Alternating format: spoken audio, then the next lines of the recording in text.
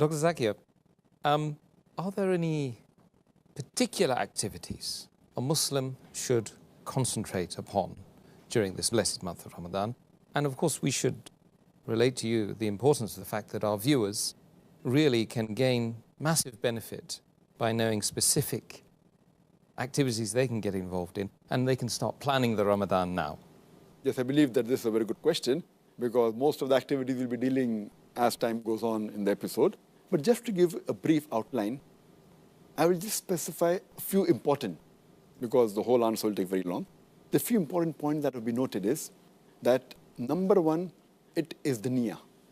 The niyyah is very important. The niyyah of fasting should only be for Allah subhanahu wa ta'ala. And for a fasting to be accepted, the niyyah is important. So making the niyyah is very important, without which the fasting will not be accepted. Number two is observing the sunnah of the fast that we'll be dealing in detail in the next few days. But just a point to be noted, that one of the important sunnah is that we should have suhoor as late as possible, that is just before the break of dawn, just before Fajr Salah, and we should break our fast, have iftar as early as possible, immediately after sunset. Furthermore, in this blessed month, we should be careful and we should avoid all things which are prohibited, which are haram, and all things which are makruh. And this is the best opportunity where a person, if he has certain activities which are against the Sharia, whether he's doing haram activities or makruh activities, this is the best time he can abstain from it. And that will be a good habit which inshallah he may abstain maybe throughout his life. For example, if a person is habituated to drinking alcohol, if he can abstain from having alcohol from the break of dawn to sunset, he can abstain from it from the cradle to the grave. Similarly, we should take care that we should abstain from things which are makruh. For example, it is makruh to stand and drink water. And if we are habituated to that, so see to it that in this month of Ramadan, while having water, we should sit down. This was the sunnah of the Prophet. So it's a good month in which you can abstain from the haram activities which you have been doing, maybe some of them, or the makruh activities. Furthermore, it's a good time where you can implement many of the sunnah of the Prophet in your day-to-day life. For example, maybe sporting a beard.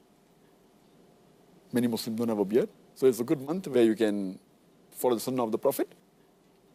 The sunnah of the Prophet about the du'as of when you enter the home, when you leave the toilet, the dua that is there when you're traveling in a vehicle. Subhanalladhi saqlana haza mukunnalu mukrinin wa inna rabbina munqalibun. So this is a good month in which you can adopt as much as sunnah as possible so that we can be on the straight path. This is a very good month where you should see to it that you should offer the salah. Not only the 5 times salah, which is the fard, even try and offer as many nawafil and sunnah. And if you're not habituated to reading in congregation, see to it that you read in a congregation, and as far as possible go to the mosque for the salah. In this month, we should be particular that we do not miss the Taraweeh. Many people think, and it is a fact that it is a sunnah, but many people think that because it is a sunnah, we can miss Taraweeh. Taraweeh is a very important sunnah. Though it's not a fard, but every Muslim should make it a point that as far as possible, they should attend Taraweeh because of the blessings it has.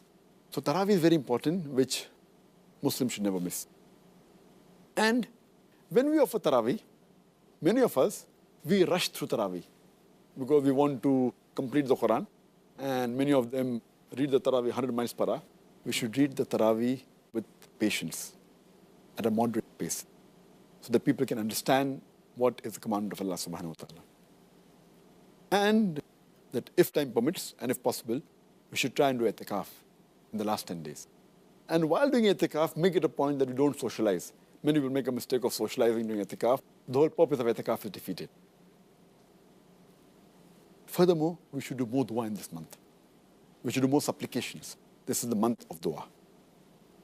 And we should do more zikr.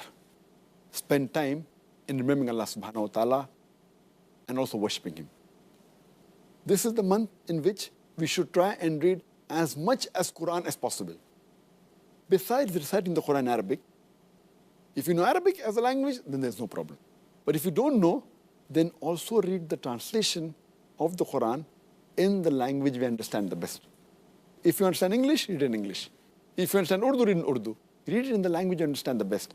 But while reciting the Quran, for which you get a sawab, also read the translation of the Quran so that you can implement on the guidance of Allah subhanahu wa ta'ala.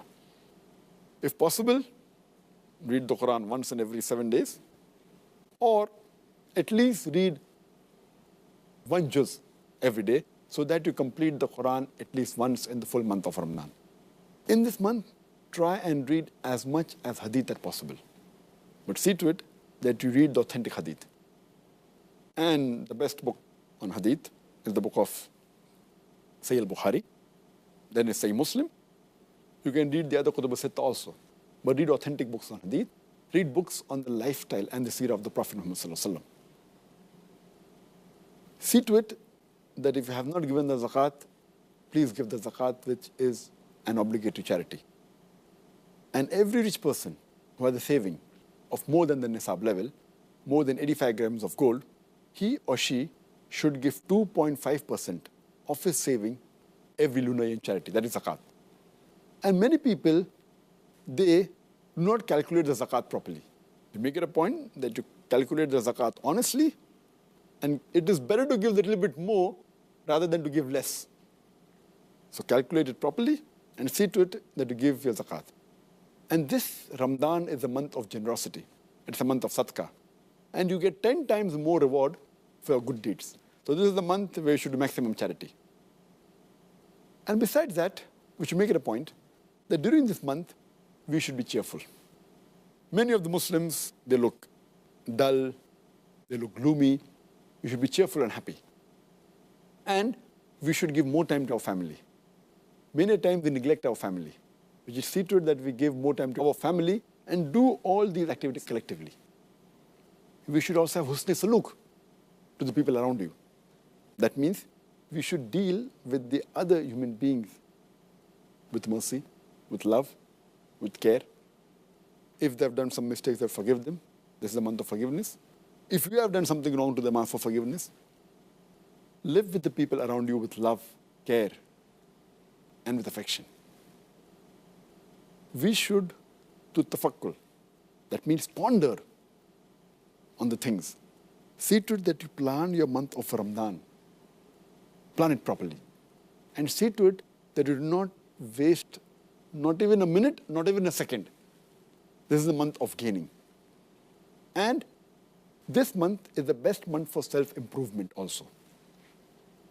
And besides that, you should also make it a point to do islah with your other Muslim brothers and sisters. It's also the best month to do dawah. That is, convey the message of Islam to the non-Muslims. So it's my request to the brothers and sisters that plan your month efficiently and see to it that you utilize every second of this blessed month.